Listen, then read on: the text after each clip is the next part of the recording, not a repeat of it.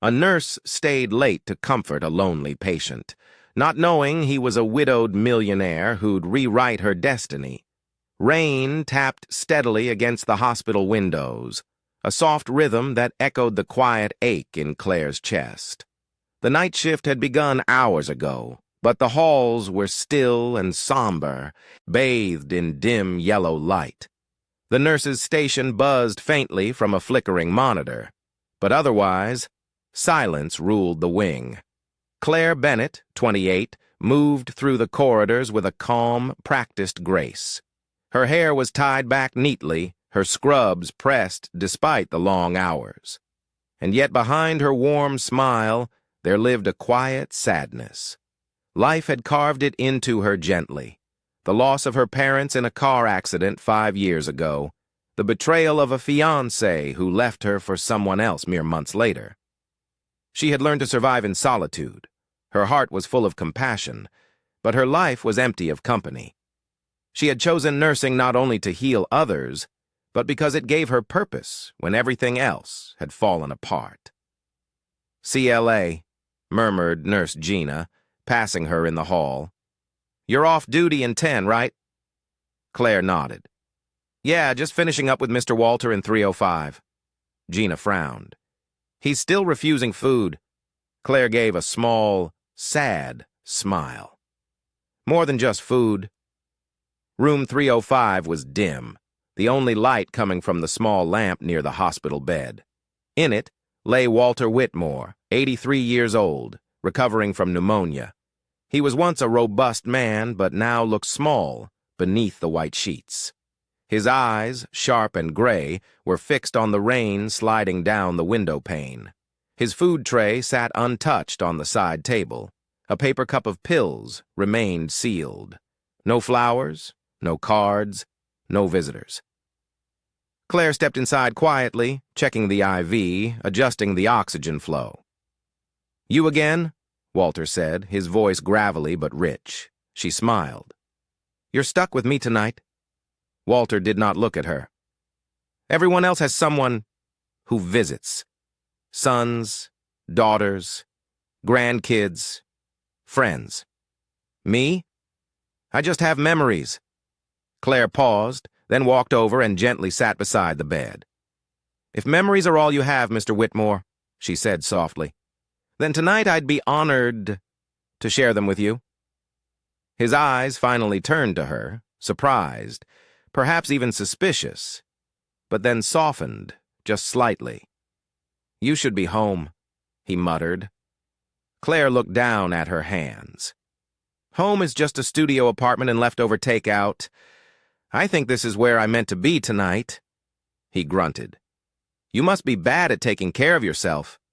She laughed. "Terrible, but I'm great at taking care of others." Walter turned away again, quiet. Claire did not push. She knew how silence could speak louder than any words. She reached for the tray and lifted a spoon. "You haven't eaten since morning," she said. "Please, just a little." He hesitated, then gave a reluctant nod. She fed him slowly, patiently, like he was family. He chewed carefully, swallowing with difficulty, but managed a few bites. "Better?" she smiled.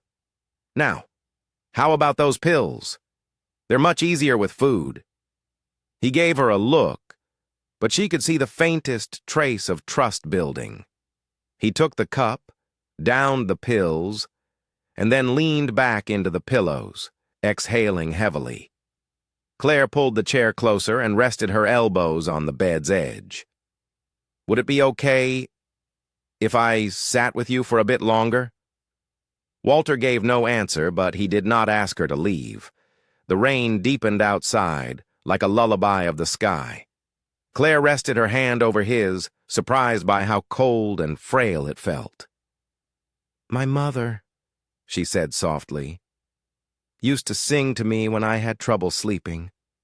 She had this old lullaby, French, I think, but I never remembered the words, just the sound." She looked at Walter. "Would it be all right if I sang to you, Mr. Whitmore?" He closed his eyes. "You do what you need to, nurse." So she did. Claire began to hum, low, soft, and slow, a melody from her childhood, long buried in memory. The notes wrapped around the room like a warm blanket, smoothing the hard corners of grief and pain. Walter's breathing slowed. Minutes passed. Claire stayed, not because the chart told her to, not because of policy, but because no one should sleep alone with only memories. For company.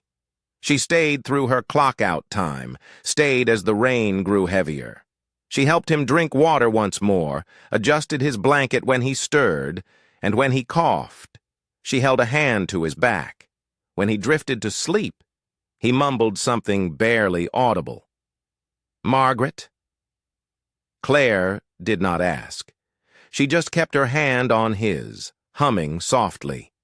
By morning, when Nurse Gina peeked in, she found Claire still there, her head resting gently on the edge of the bed, stormy-eyed and tender-hearted as ever.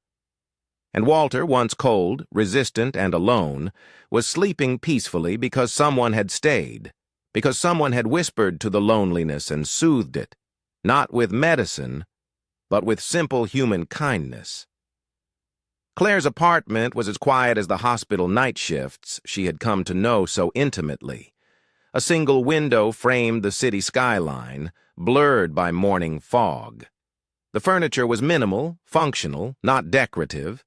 A coffee table stacked with medical journals, a modest bookshelf filled with paperbacks she rarely had time to read, and a framed photo of a woman with warm eyes and auburn hair resting on the mantel, her mother, the woman who had shaped Claire's soul more than anyone else ever could.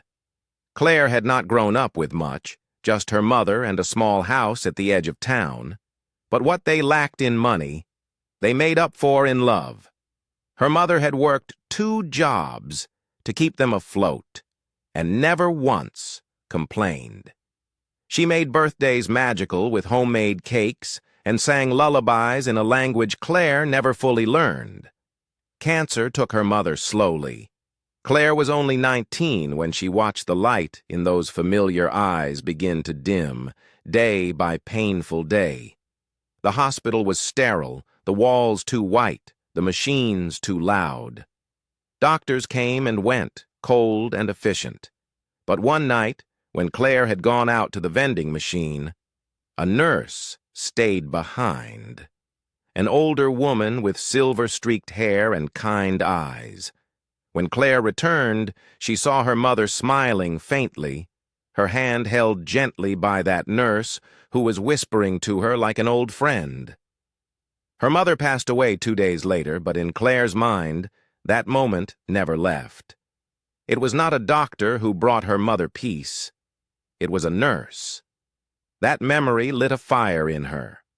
Claire pivoted from a general biology track to nursing school without hesitation. She wanted to be that calm in the storm for someone else. She did not choose the profession for accolades or salary. She chose it because she understood the power of presence, the dignity of compassion, the sanctity of showing up when no one else would. In the years that followed, she poured herself into her work with unyielding dedication. Her shifts were long, her legs always tired, but she never cut corners. She remembered names, favorite songs, how each patient took their tea, or which ones liked their pillows fluffed twice. She volunteered for extra hours, not out of ambition, but because she knew the pain of needing someone and having no one. She was praised often by supervisors, adored by elderly patients, and respected by her peers. But when the scrubs came off and the lights dimmed at home, loneliness settled like dust on her skin. Her love life had unraveled not long after her mother's death. At 24, she had been engaged to Thomas, a pediatric resident she met during her clinical rotations. Handsome, charismatic, and seemingly devoted, he had offered her the illusion of healing. But when she caught him cheating with a surgical intern, no less, she was shattered. He had accused her of being too much in love with the job. Claire never gave him the satisfaction of tears in person, but she cried for weeks afterward, quietly alone, where no one could witness the unraveling of someone who was always the strong one. Since then, she had chosen solitude. Love felt too fragile, too conditional. But nursing was constant, predictable in its unpredictability, demanding yes, but never deceitful. There were protocols, procedures, outcomes, some tragic, some miraculous, but always rooted in a kind of brutal honesty that Claire found strangely comforting. Each morning, she donned her name badge and walked into rooms filled with vulnerability and pain, and she brought with her a gentleness forged by personal loss. She was not just doing her job, she was offering pieces of her heart, quietly, unceremoniously, and often unnoticed. Some nurses grew desensitized. Claire never could. She wept silently after every young death, wrote condolence letters when no one else would, and sat with patients long after their families had stopped coming.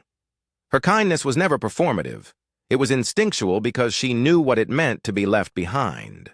She saw it in the hollow eyes of elderly patients like Mr. Walter, the ones no one visited, the ones whose hearts carried the words, "No known family." She saw it in the quiet panic of cancer patients hearing the word incurable, and she saw it in herself every time she looked in the mirror. Yet despite it all, she chose to stay. Each day she walked into that hospital, not with bitterness, but with resolve. Her mother's photo sat inside her locker, taped to the door. It was the last thing she looked at before stepping into a new shift, and the silent promise she made every time was the same. I will be who you needed. I will be who you were. The hospital hallway was quiet except for the distant hum of machinery and the occasional squeak of rubber soles on linoleum.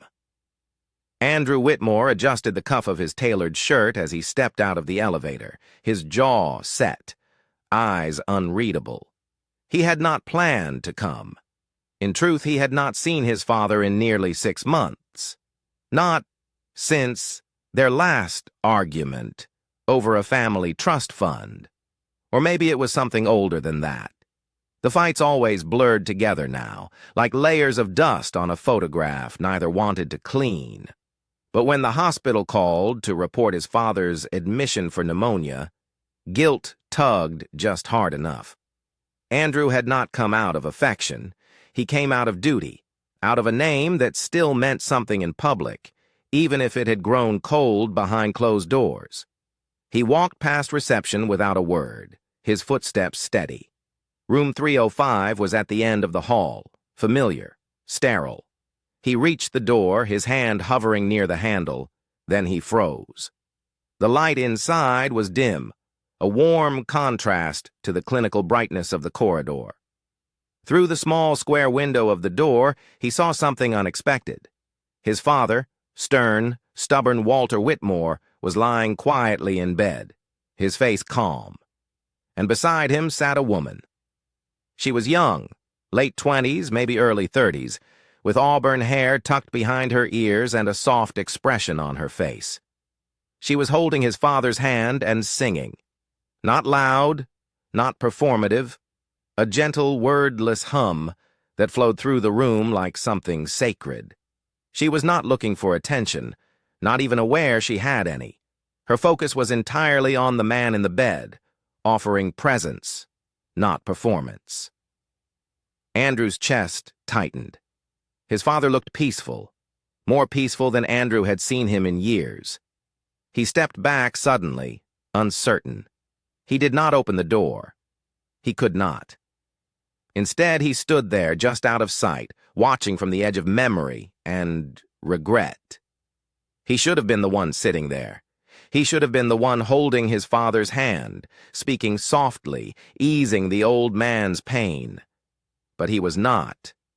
He had left those moments behind long ago, buried beneath board meetings, stock portfolios, and the quiet anger of a boy who felt abandoned by the man who raised him. Andrew Whitmore, 34, CEO of a global investment firm, had built empires, but he had not built peace with his father. And now, this stranger, this nurse, was doing something he could not remember how to do. She was simply being there.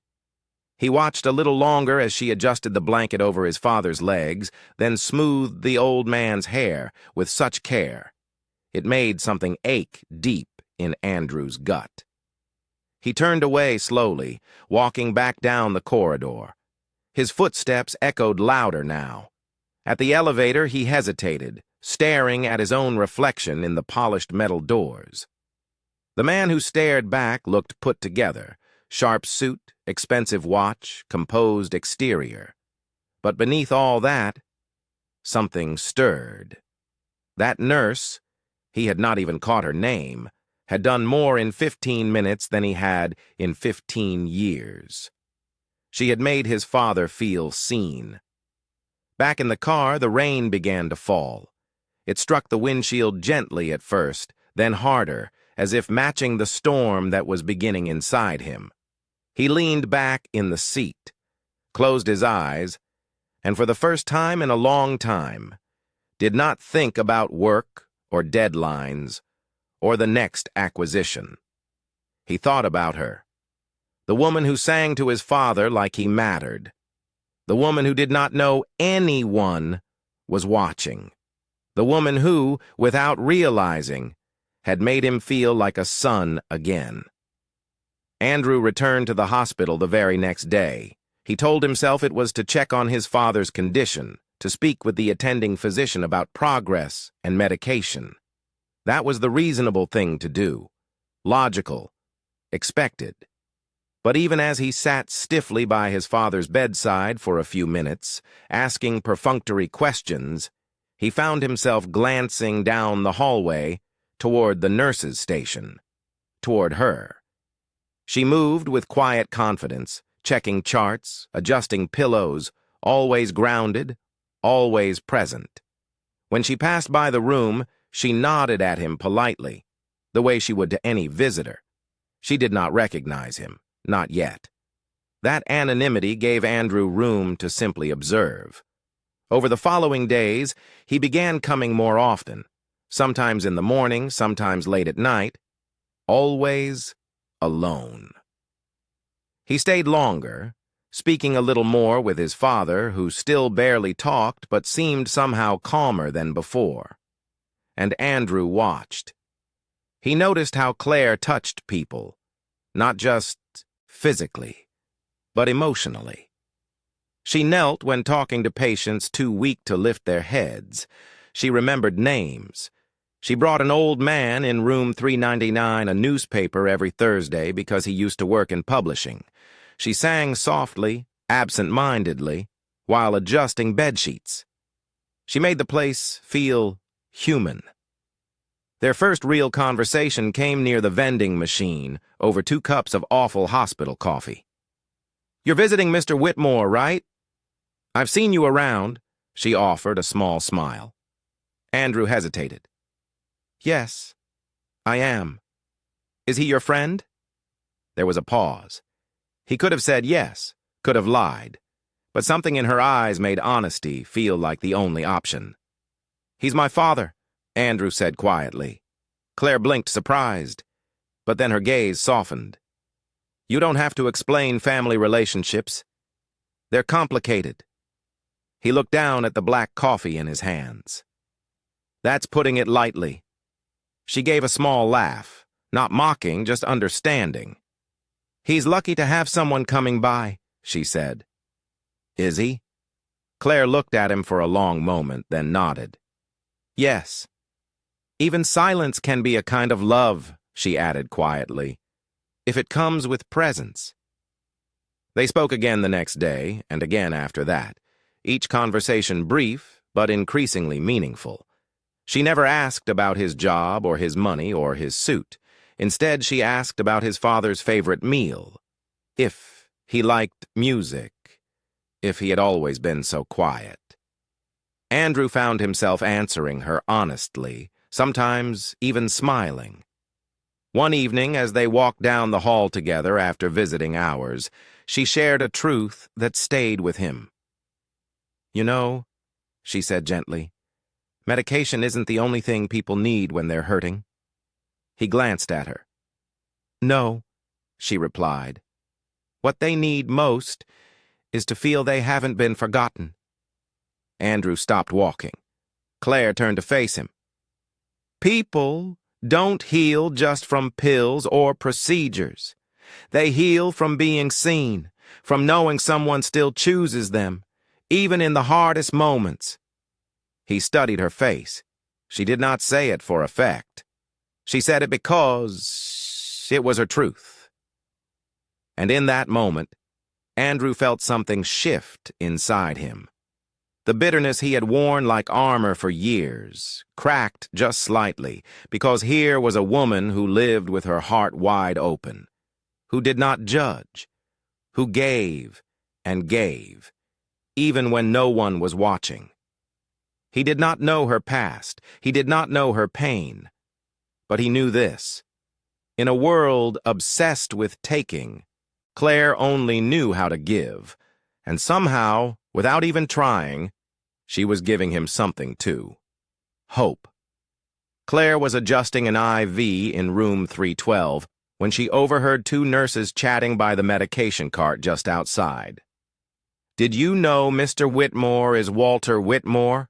one whispered. Claire paused. "As in, Whitmore Technologies?" the other said. "The man who built half the hospital wings, funding through his company? His son runs it now. Andrew Whitmore. You know that quiet guy who's been around lately?" Claire's fingers froze on the tubing. Her pulse skipped. Andrew. Her. Andrew. She glanced through the open door across the hall where Walter lay sleeping peacefully, the man who barely smiled, who barely spoke, except now he did. Slowly, tentatively, with a gentleness Claire had coaxed out through whispered songs and shared silences. Andrew had been visiting more often, bringing coffee, asking about her day, watching her, but not in a way that made her shrink, in a way that made her feel seen. And all this time, he was that Andrew Whitmore. Claire finished her task in a blur, her mind racing. When she returned to the nurse's station, she looked him up on her phone, just to be sure. There he was, Andrew Whitmore, 34, CEO of Whitmore Technologies, Fortune 100 executive, quiet billionaire, formal headshots, interviews, philanthropic features. Suddenly, their vending machine coffees, hallway walks, and late-night conversations felt like something from a different world. That evening, when her shift ended, she walked out under a sky scattered with stars, her thoughts still tangled, only to find Andrew leaning against his car by the curb, hands tucked in his coat pockets. "I was hoping to catch you," he said. Claire stopped. "I found out who you are." He gave a small, sheepish smile. "I figured you might. You could have said something." "I could have," he admitted. "But I didn't want you to treat me any differently." Claire crossed her arms, uncertain. "And why were you really coming back? All those visits?" Andrew stepped closer, his voice lower, more sincere. "At first, I just wanted to know who had changed my father. He was fading, not just from illness, but from life. Then one day I saw him smiling, not much, but real, like he remembered how to be human again.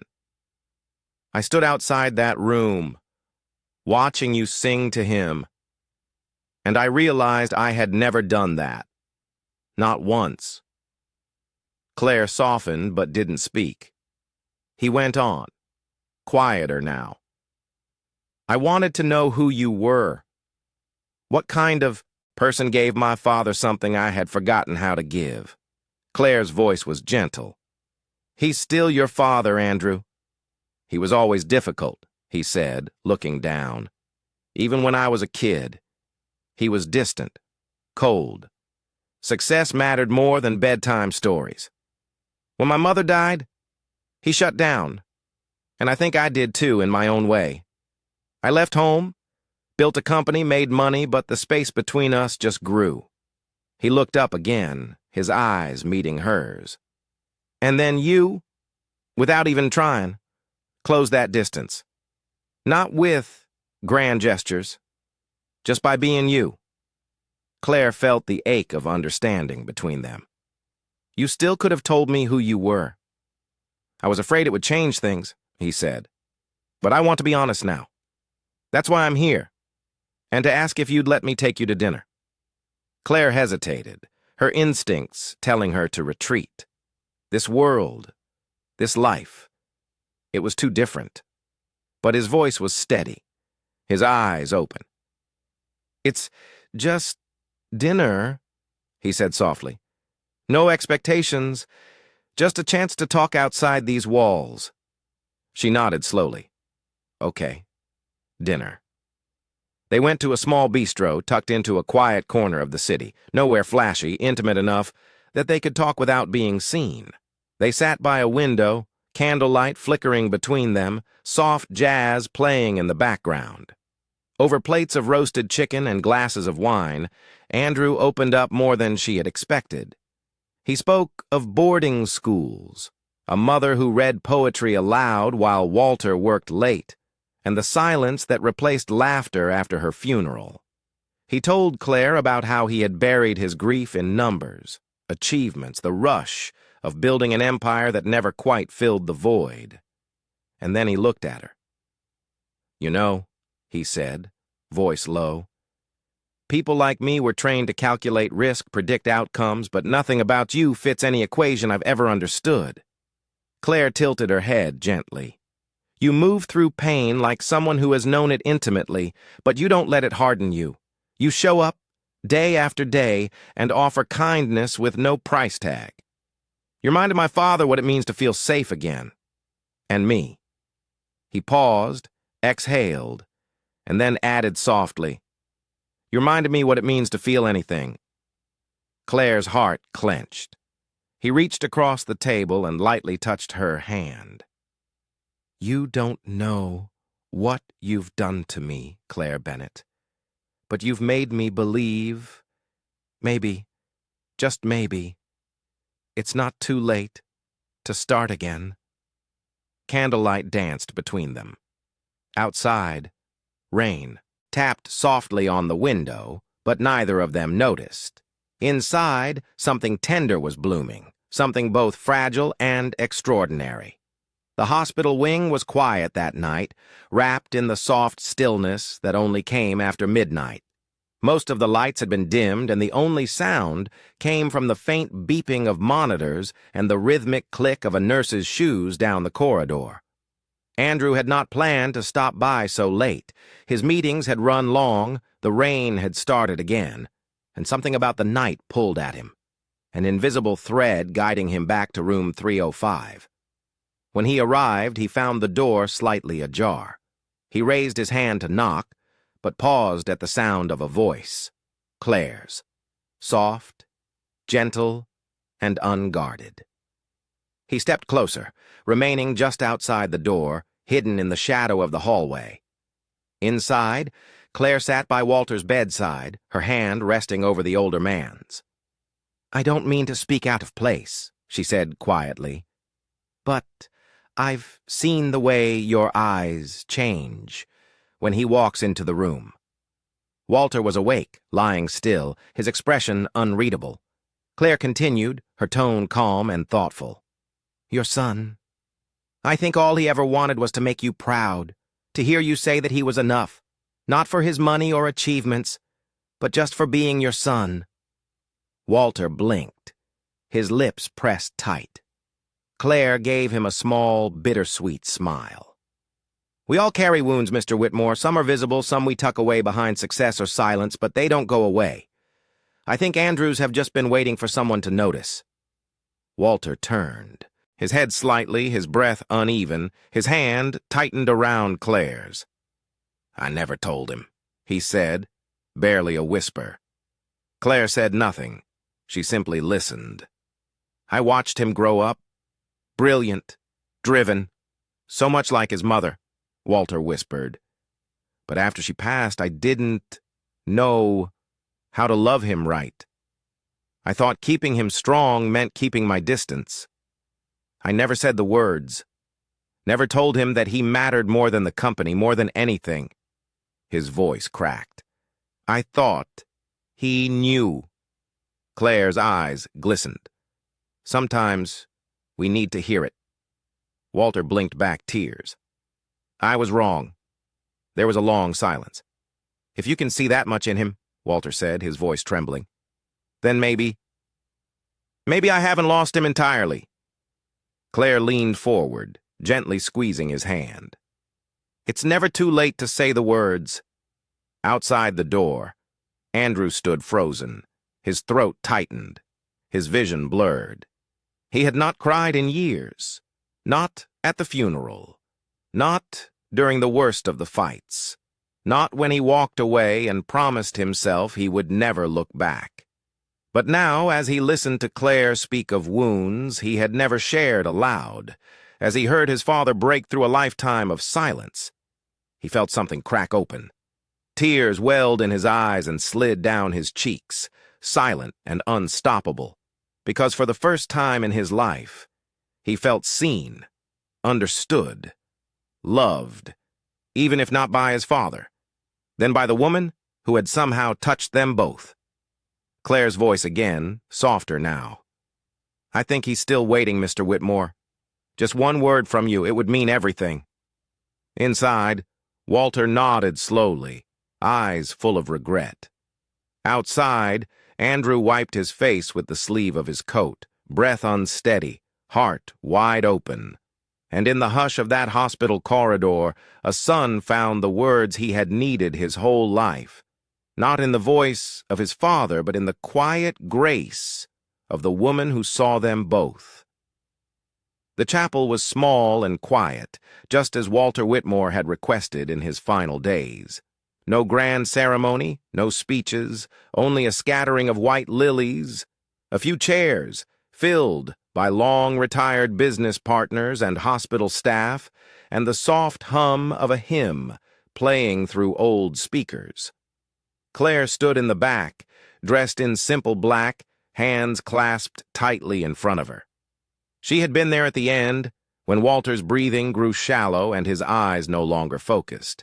She had held his hand, whispered soft things, and hummed the lullaby he once pretended not to care about.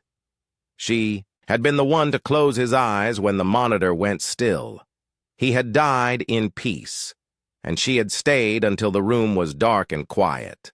Now, as the casket was lowered, Claire blinked back tears that had long dried up in the past few days. She did not cry the way others did. Her grief was quiet, folded neatly in the corners of her heart. She mourned not only the man, but the journey, the quiet redemption between a father and son, the moments of honesty he had finally allowed himself.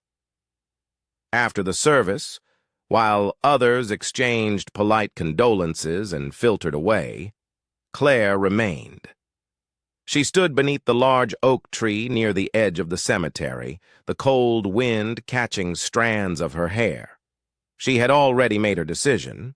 She would transfer hospitals. She had submitted the request that morning. It felt like the right thing to do. Boundaries mattered.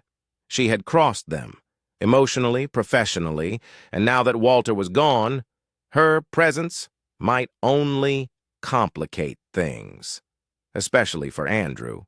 She was reaching for closure, until she heard footsteps behind her. She turned to find him there. Andrew, hands in his coat pockets, eyes red-rimmed but steady. He stood in front of her, silent for a moment, then, with a voice that trembled ever so slightly, he asked, "Is it true you're leaving?" Claire nodded. "I filed the request this morning." "Why?" She looked away, her voice quiet. "Because I stayed too long. Felt too much. I blurred the lines. I was there at the end, Andrew. And I don't know where the nurse ends and the woman begins anymore." He stepped closer, eyes never leaving hers. "If you go," he said, "you will take with you the only part of my father that ever made sense to me." Claire frowned, her breath catching. "You'll take—" "The warmth," Andrew said, "the music, the patience, the truth he was too scared to say, but showed every time he looked at you." Her voice broke. "Andrew." He reached out his hand, brushing hers. "He left me money, property, a company, but you're the only thing he gave me that I never expected." Claire shook her head. "I'm scared of—" She looked up at him, eyes shining. "Not of loving the wrong person anymore. That used to be my fear." He waited. "I'm scared of losing the right one," she whispered. His hand closed gently around hers. "You're not losing anything," he said. "You're finding it." The wind rustled the leaves above them. Claire stepped into him, her forehead against his chest, tears falling quietly now. And Andrew, who had spent most of his life building walls, wrapped his arms around her and let them fall. 1 year later, the world felt softer. The grief had not vanished, but it had been reshaped, folded gently into something meaningful. Where silence once settled in the corners of hospital rooms and heavy hearts, now there was warmth, light, and laughter. Claire stood beneath a white awning draped in ivy and lace, looking out at the small crowd gathered in the sun-drenched courtyard of the newly inaugurated Walter Foundation. Staff, volunteers, donors, and most importantly, residents from long-term care homes across the city filled the space with quiet joy. Elderly hands clutched paper cups of lemonade. Wrinkled faces beamed as they listened to live music drifting from the garden.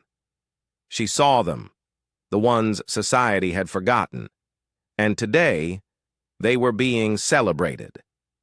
This was the dream she and Andrew had built from Walter's legacy, an organization dedicated to dignified end-of-life care, focused on the emotional, human moments that mattered most. Music, companionship, memory walks, personalized care, things no chart could measure, but every soul deserved. Claire had never been prouder of anything. Andrew stood beside her, speaking with one of the donors, his shirt sleeves rolled up, his expression animated in a way she had never seen in those first cold days. There was something in his posture now that no longer carried weight, but purpose, joy. She caught his eye. He smiled at her, quick, crooked, and real. Later, as the event wound down and the last guests sipped tea beneath the magnolia trees, Andrew walked up behind her and touched her elbow. "Come with me," he said gently. She followed him through the cobblestone path winding behind the main building, past rose bushes and benches, until they reached a small hidden garden, shaded by olive trees. It had been Walter's favorite spot when he was well enough to sit outside, a simple place, one stone bench, one winding vine, and silence that always felt peaceful. The bench looked freshly cleaned. Claire tilted her head. "I haven't been back here in months." "I know," Andrew said. He gestured for her to sit. When she did, he reached under the bench and pulled out a small wooden box, worn and smooth with age. He held it for a moment, then placed it in her lap. Claire glanced at him, then slowly opened the lid. Inside was a velvet ring box and a folded yellowed sheet of paper. Her breath caught. She unfolded the note carefully. The handwriting was shaky, but unmistakably Walter's. "If my son loves this girl, then it means he has learned how to be a man again. It means he has learned how to be kind, to forgive, to feel. I could not teach him those things the way she did. But if he found her, and he chooses her, then I know I did not fail entirely. Give her this ring, not as a promise for me, but as a blessing." Claire's eyes filled, her fingers trembling slightly as she folded the letter back. When she looked up, Andrew was kneeling before her. He opened the velvet box. Inside was a ring, simple, elegant, with a single stone that shimmered like moonlight. "I don't know where life is supposed to begin again," he said softly, his voice trembling. "I don't know the right steps or the perfect timing," he swallowed. "But I know this. If I can begin again with you, then I am willing to learn everything all over." Claire blinked, her heart in her throat. He continued, his eyes never leaving hers. "You taught me how to feel, how to listen, how to live. You loved my father when I could not. You loved me when I was still learning how." Tears slipped down Claire's cheeks. "Will you marry me, Claire Bennett?" he asked. For a moment, the wind paused, the garden held its breath. Then she nodded, tears falling freely now. "Yes," she whispered. "Yes, 1,000 times yes." He stood, and she wrapped her arms around him, pressing her face into his shoulder, laughter and tears blending like sunlight after rain. Behind them, a few elderly guests had wandered into the garden. They clapped softly, some wiping their eyes, others smiling knowingly, because they more than anyone understood what it meant to find love when you thought all the chances were gone. Stormy, now older but still proud, trotted into the scene, with a wagging tail, circling their legs like a silent witness to the entire story.